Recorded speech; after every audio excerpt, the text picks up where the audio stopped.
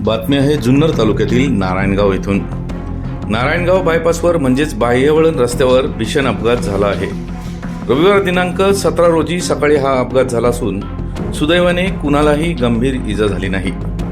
पारोळा जळगाव इथून पुण्याकडे ही वराडी मंडळी लग्नाला जाताना हा अपघात झाला।